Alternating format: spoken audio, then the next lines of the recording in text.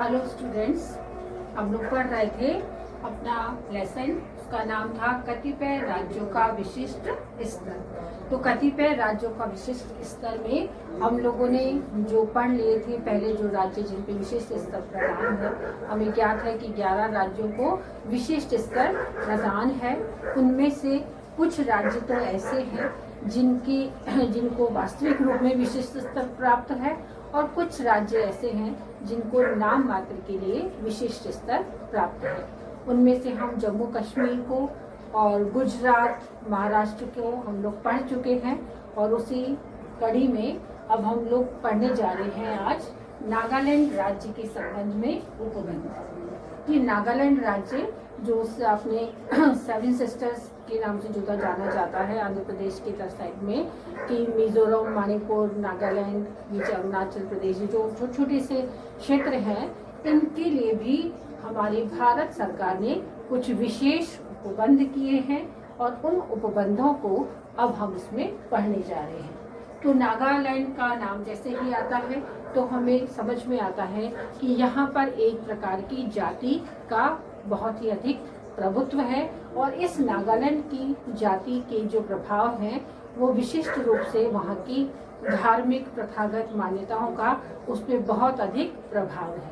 और इसी प्रभाव के कारण हमारी सरकार ने धारा 371 कै के तहत उसे विशिष्ट राज्य का दर्जा दिया गया है। तो क्या है भारत सरकार के प्रावधान, उसे अब हम पढ़ेंगे। तो अनुच्छेद 371 कै के अनुसार नागालैंड में नागा लोगों की विशेष धार्मिक सामाजिक प्रथाओं की वजह से इस राज्य के अंतर्गत ट्वेनसांग जिले में विद्यमान विशेष परिस्थितियों व आंतरिक अशांति की दृष्टि को ध्यान में रखते हुए विशेष उपबंध किए गए हैं।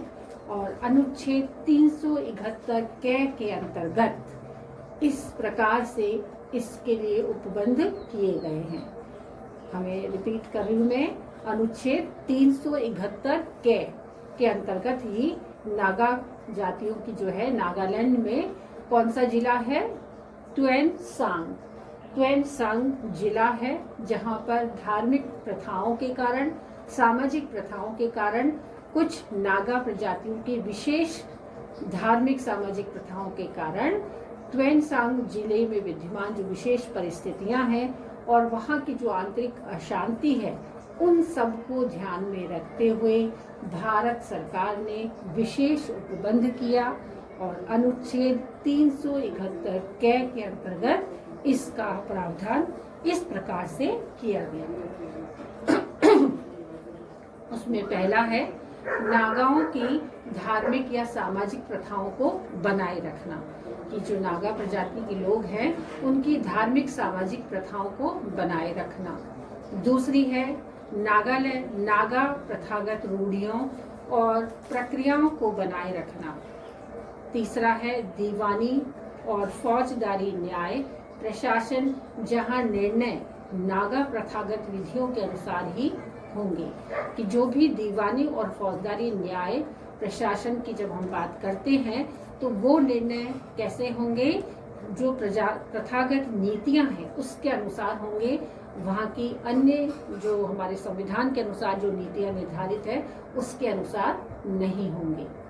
कि और नागा प्रजाति के लोग जो हैं वो अपनी रूढ़ियों को और अपनी प्रक्रियाओं को बनाए रखेंगे। भूमि और उसकी संपत्ति स्रोतों का जो स्थायित्व का व हस्तांतरण के संबंध में भी संसद का कोई अधिनियम नागालैंड राज्य के लिए तब तक लागू नहीं हो सकता जब तक कि नागालैंड की विधानसभा उस प्रस्ताव द्वारा ऐसा कोई निर्णय नहीं लेती। और अगला है ट्वेनसांग जिले का प्रशासन राज्यपाल द्वारा चलाया जाएगा। इसके बाद है भारत सरकार नागालैंड को अतिरिक्त धन देगी, जिससे राज्यपाल अपने विवेक से ट्वेनसांग जिले व शेष राज्यों में आवंटित करेगा। इस जिले के प्रशासन हेतु 35 सदस्यों की एक प्रादेशिक परिषद होगी, जो मुख्यमंत्री की सलाह से राज्यपाल व एक त्वेंसांग कार्य मंत्री की नियुक्ति करेगा, जिससे बहुसंख्या की इच्छा का ध्यान रखते हुए अंतिम निर्णय राज्यपाल अपने विवेक से करेगा। तो ये एक विशिष्ट प्रावधान है नागालैंड राज्य के लिए, जहां पर उनकी धार्मिक प्रथागत सामाजिक प्रथाओं को ध्यान में रखते हुए त्वेंसांग जिले के जो आंतरिक परिस्थितियां हैं, जो वहां की आंतरिक अशांति है, उसे समाप्त करने के लिए धारा 371 कै के अनुसार उनकी धार्मिक परंपराओं और रूढ़ियों को बनाए रखने की इजाजत दी जाती है। संविधान के अनुसार जो भी भूमि से संबंधित या दीवानी फौजदारी से संबंधित जो भी निर्णय हैं, वो इस राज्य में नहीं चलते हैं, और यदि वो चलते भी हैं तो वहाँ के राज्यपाल की जो सलाह से ही उन कार्यों को पूर्ण किया जा सकता है। इस जिले में एक विशिष्ट कार्यकारिणी परिषद होगी, जो 35 सदस्यों से मिलकर बनेगी, और वो कार्यकारिणी गठित जो होती है वो नागा प्रथाओं और धार्मिक परंपराओं को पूर्ण रूप से ध्यान में रखकर ही स्व विवेक से राज्यपाल की सहायता करके उस जो राज्य की व्यवस्थाओं को बनाए रखता है।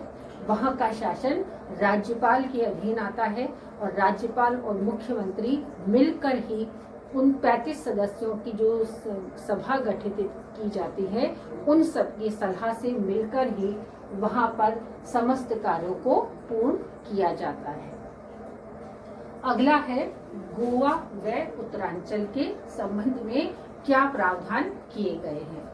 तो गोवा आपको मालूम है हमारा सबसे छोटा जो राज्य है गोवा, और उत्तरांचल जो काफी ऊंचाई की तरफ है, केदारनाथ बद्रीनाथ जैसा जो इलाका है, उस साइड का जो इलाका है, ये विशिष्ट प्रावधान इसके लिए भी किए गए हैं कि सरकार इनको विशेष योगदान देती है, सरकारों इनको विशेष योगदान देती है ताकि वहाँ के कार्य पूर्ण किए जा सके। ऐसे नागालैंड में भी यही होता है कि सरकार की तरफ से इनको विशेष अनुदान मिलता है, और उस अनुदान की वजह से ही ये सभी कार्य पूर्ण किए जाते हैं।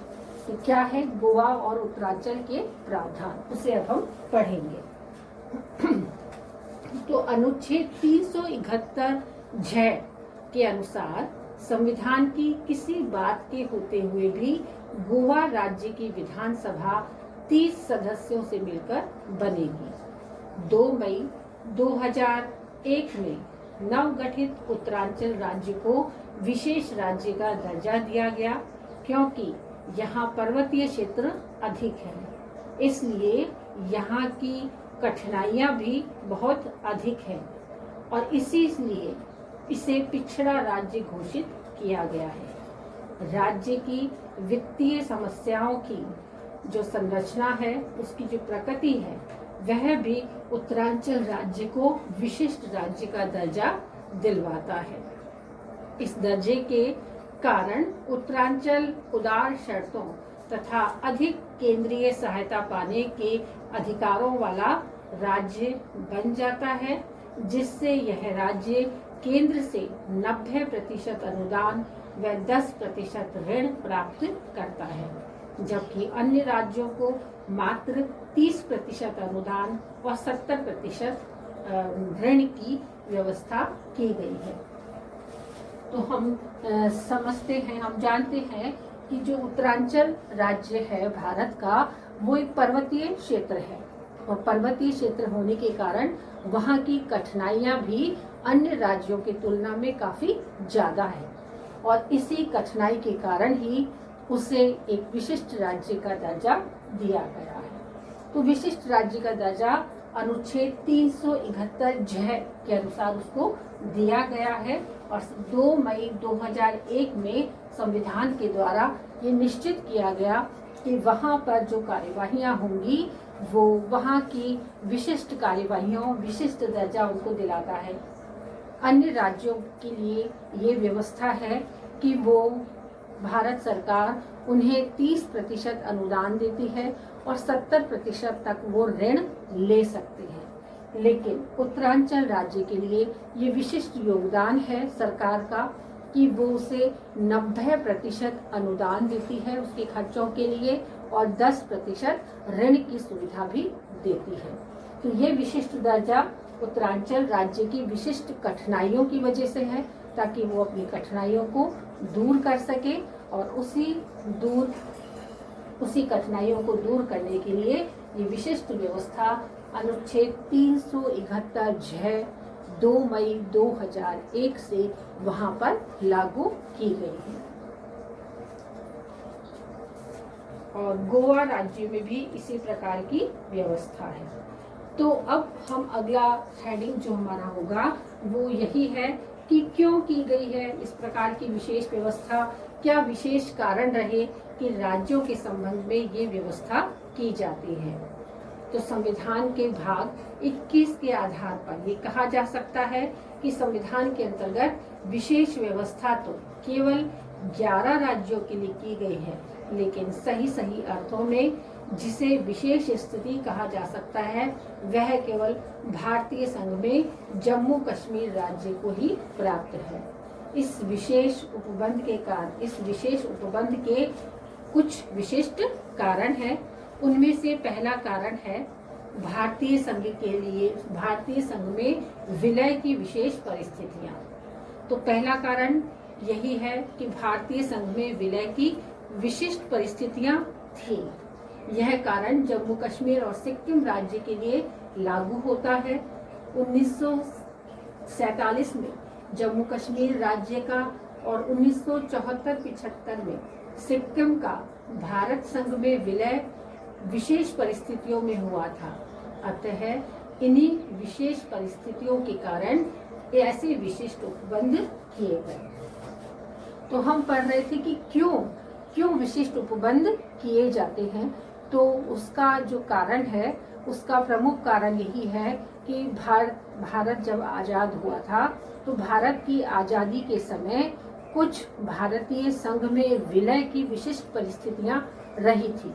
तो कुछ राज्यों में तो पूर्ण रूप से विशिष्ट उपबंध है और कुछ राज्यों में नाम मात्र के लिए है। तो यदि विशिष्ट उपबंधों की बात करते हैं तो उसमें है जम्मू कश्मीर का नाम कि वाकई उसे विशिष्ट उपबंध प्राप्त है और वो उसी रूप में अपनी उन कार्यवाहियों को पूर्ण करता है।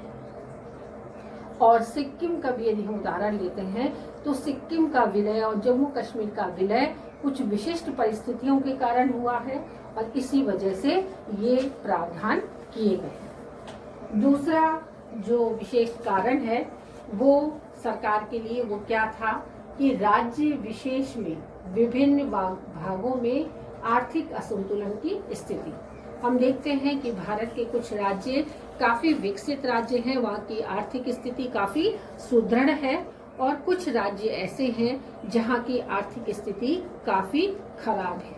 तो इस असंतुलन को मिटाने के लिए कुछ राज्यों को विशेष दर्जा दिया गया, विशिष्ट स्तर उनको प्रदान किया गया और वो इस प्रकार की कार्यवाहियां लगातार करते रहते हैं। तो महाराष्ट्र, गुजरात व आंध्र प्रदेश में इस प्रकार की स्थिति के कारण विशेष उपबंधों की व्यवस्था की गई है, क्योंकि इनके कुछ भागों में आर्थिक विकास बहुत ही तेजी से हो चुका है, जिसकी तुलना विकसित राज्यों से की जा सकती है, और कुछ क्षेत्र इतने कम विकसित हैं जिनकी आर्थिक स्थिति संतोषजनक नहीं है। अतः इस आर्थिक विकास के लक्ष्य को प्राप्त करने हेतु विशेष उपबंधों को अपनाया गया है। हमने पढ़ा था कि कुछ राज्य ऐसे हैं जो बहुत ही बड़े हैं और उन बड़े राज्यों में कुछ क्षेत्र में इतना अधिक विकास हो चुका है कि वो विकसित राष्ट्रों की श्रेणी से उनकी तुलना की जा सकती है, और कुछ उसी राज्य का कुछ क्षेत्र इतना अल्प विकसित है कि उसे अपनी मुख्य आवश्यकताओं की पूर्ति करने हेतु कहीं ना कहीं अधिक प्रयास करने पड़ते हैं। तो सरकार ने ये विशेष उपबंध इसी आर्थिक असंतुलन को मिटाने के लिए की है और वो अब ये कार्य करते ही रहते हैं कि किस प्रकार से उसे ये व्यवस्था प्राप्त हो जाए।